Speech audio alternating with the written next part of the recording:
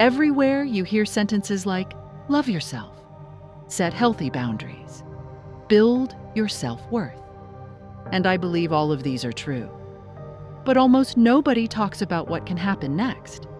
Because sometimes exactly in the moment, when you begin to truly take yourself seriously for the first time, a phase begins that does not feel like growth at all. People pull back, friends react differently, family members seem irritated, colleagues become cooler, and many people think, I must have done something wrong. Today I want to show you why exactly that can sometimes be a sign that you are developing in a healthy way.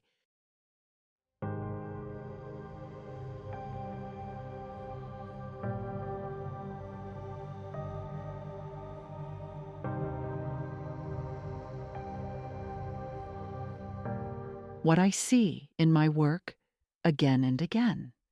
In my work with people, I keep encountering the same type. They are helpful, reliable, they listen, they step in, they take on responsibility. They do not want to disappoint anyone. From the outside, they often seem strong, but when we talk a little longer, a sentence comes up often that touches me every time. I don't even know anymore what I actually want for myself. Maybe you know this feeling. You function, you take care of others.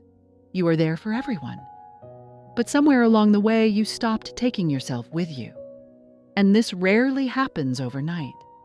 It happens very slowly, almost unnoticed. With every small yes when you actually meant no. With every responsibility that was never yours to carry.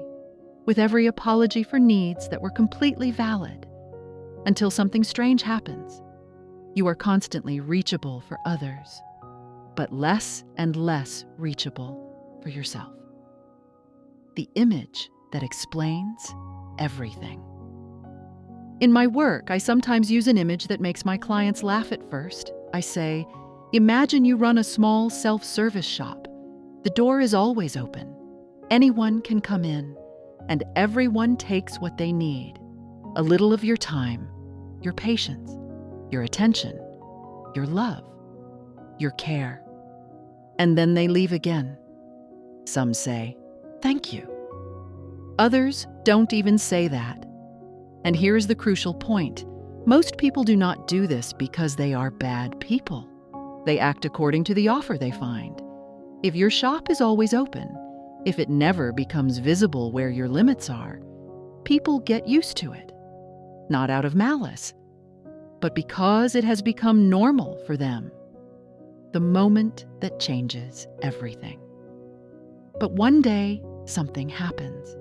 Not loudly, not dramatically, but very quietly. You begin to notice yourself again. Maybe for the first time you feel that something is too much. Maybe for the first time you say, I can't manage that today. Or, I don't want that. Or simply, no.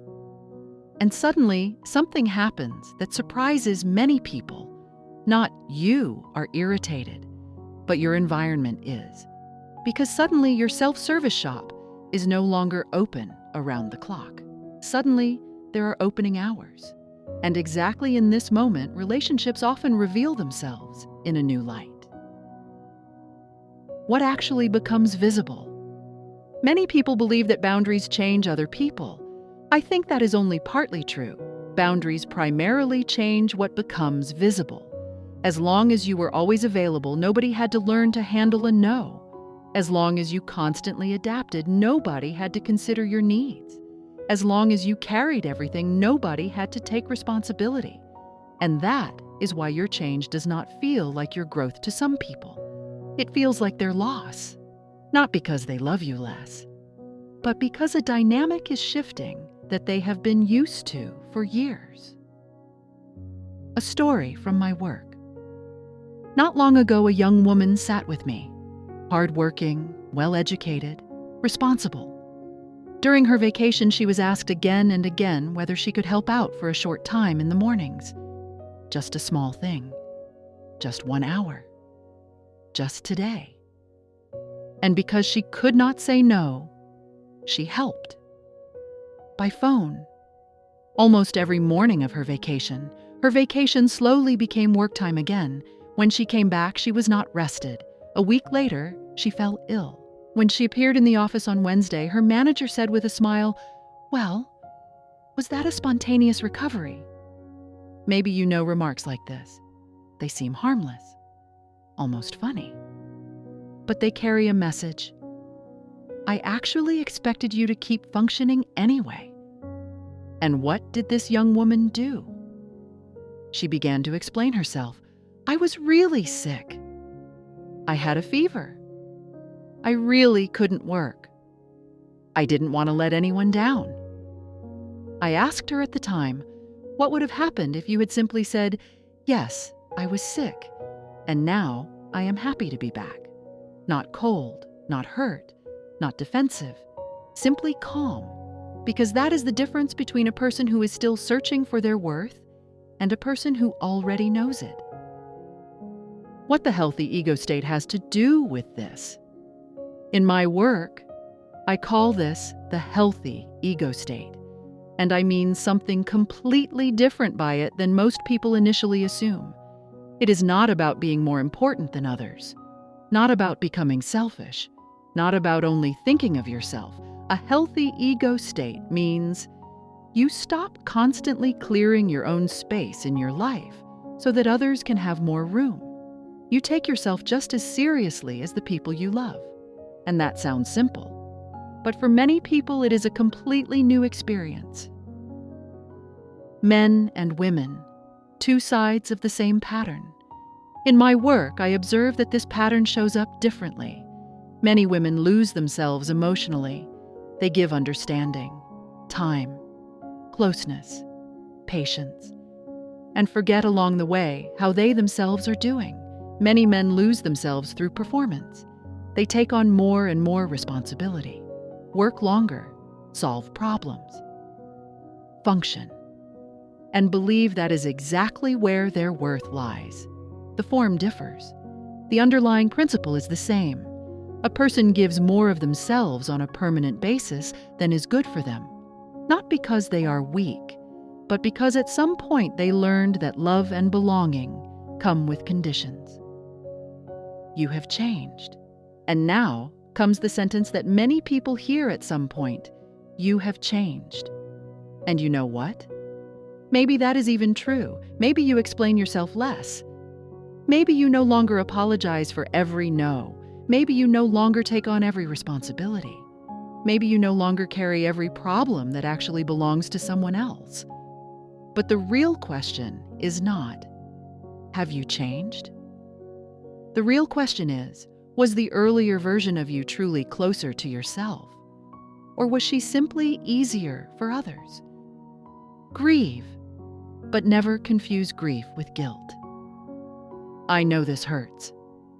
Because sometimes you realize that relationships which worked for many years actually only worked because you kept adapting yourself. That hurts. A lot. We are not only talking about partners here. We are talking about friends, about parents, about siblings, about people you love, so grieve. Grieve when people pull away. Grieve when relationships change, because loss is allowed to hurt. But never confuse grief with guilt. Not every relationship that ends has failed. Some simply fit a version of you that always put itself last. What arises when you take yourself seriously? And now I want to give you hope. Because personal growth does not only mean that people leave, it also means that space is created.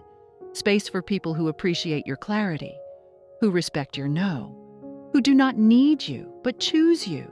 And that is the difference that changes everything. Not being loved because you are always available, but being chosen because you know who you are. If this video touched something in you, leave a comment below. Because the people who have watched this until the end know very well what I am talking about. And exactly for them, this channel exists. Subscribe to this channel if you want to understand more deeply how your inner system shapes your relationships. Every video here is an invitation to stop abandoning yourself. I will see you in the next video.